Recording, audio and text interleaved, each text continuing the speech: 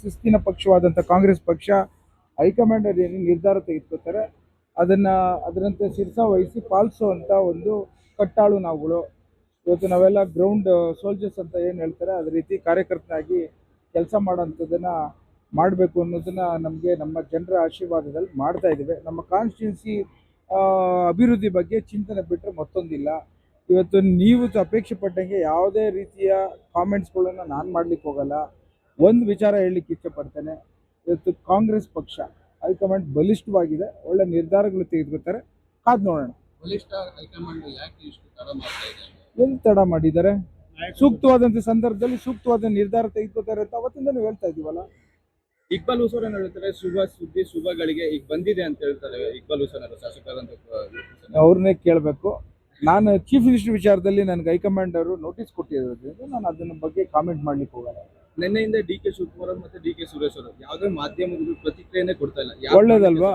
ಯಾವ ಕಾರಣಕ್ಕೆ ಅಂತ ಕೆಲಸ ಮಾಡೋಣ, ಜನರ ಜೊತೆ ಕೆಲಸ ಮಾಡಿ ತೋರಿಸ್ಬೇಕಲ್ವಾ. ನಾಯಕತ್ವ ಬದಲಾವಣೆ ಬಗ್ಗೆ ಯಾವ ಮಾಧ್ಯಮದ ಪ್ರಶ್ನೆಗೆ ಯಾರು ಸಹ ಉತ್ತರ ಕೊಡ್ತಾ ಇಲ್ಲ ಅಂತ ನೆನ್ನೆಲ್ಲ ಇಷ್ಟೊಂದೆಲ್ಲ ಅವ್ರನ್ನೇ ಕೇಳಬೇಕು, ನಾನೇನು ಹೇಳಿ. ಇಷ್ಟೆಲ್ಲ ಆದಾಗ ಯಾರು ಮಾಧ್ಯಮಕ್ಕೆ ಯಾಕೆ ಸರ್ ರಿಯಾಕ್ಷನ್ ಕೊಡ್ತಾ ಇಲ್ಲ? ನನ್ಗೆ ಅದ್ರ ಬಗ್ಗೆ ಮಾಹಿತಿ ಇಲ್ಲ. ನನಗೆ ಎಲ್ಲೋ ಹಂಚಿಕೆ ಮಾಡಬೇಡಿ ಅಂತ ಹೈಕಮಾಂಡ್ ಸೂಚನೆ ಆಗಿದೆ. ಅವ್ರನ್ನೇ ಕೇಳಬೇಕು. ಯಾಕೆ ಯಾರು ಏನು ಹೇಳೋದಂತ ಅವಶ್ಯಕತೆ ಏನಿದೆ? ಈಗ ಕಾಂಗ್ರೆಸ್ ಪಕ್ಷಕ್ಕೆ ಎಲ್ಲ ರೀತಿಯ ಜನರ ಆಶೀರ್ವಾದ ಇದೆ, ಅದರಂತೆ ಕೆಲಸ ಮಾಡಬೇಕು, ಕೆಲಸ ಮಾಡ್ತೇವೆ ನಮ್ಮ ಮಾತನ್ನ ಮಾತ್ರ ಹೇಳಬಲ್ಲ. ನಿಮ್ಗೆ ಒಳ್ಳೆ ಒಂದು ವಿಶ್ವಾಸದಲ್ಲಿ ಜನರನ್ನ ಸಮಸ್ಯೆಗಳನ್ನು ಆಲಿಸುವಂಥ ಒಂದು ಪ್ರಯತ್ನದಲ್ಲಿ ಕಿವಿ ಕೊಟ್ಟು ನೆಲದಲ್ಲಿ ಇಟ್ಕೊಂಡು ನಾವು ಜನಕ್ಕೆ ಸೇವೆ ಮಾಡೋಂಥದ್ದನ್ನ ಮಾಡ್ತೇವೆ. ಕಾಂಗ್ರೆಸ್ ಪಕ್ಷ ಮತ್ತೊಮ್ಮೆ 2028ಕ್ಕೆ ಕಾಂಗ್ರೆಸ್ ಪಕ್ಷ ಸರ್ಕಾರ ಬಂದೇ ಬರುತ್ತೆ ಅಂತ ಹೇಳಬಲ್ಲ. ನನ್ಗೆ ನಮ್ಗೇನು ಇನ್ವೈಟ್ ಇಲ್ಲ, ಅಲ್ಲಿ ನಮ್ಗೆ ಕರೆದಿಲ್ಲ. ಸೊ ಅದ್ರ ಬಗ್ಗೆ ನನಗೇನು ಮಾಹಿತಿನೂ ಇಲ್ಲ.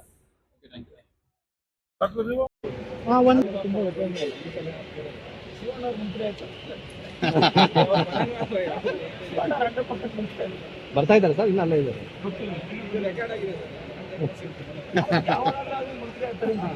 ಹೌದು ಶಿವಣ್ಣ ನೋಡಿ ಹೆಂಗೆ ಪ್ರೀತಿ ಶಿವಣ್ಣ ಹೌದು.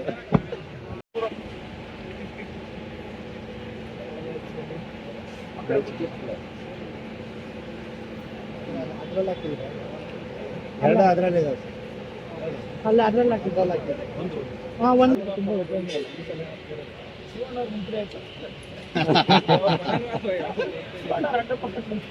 ಬರ್ತಾ ಇದ್ದಾರೆ ಸರ್, ಇನ್ನ ಅಲ್ಲೇ ಇದ್ದಾರೆ.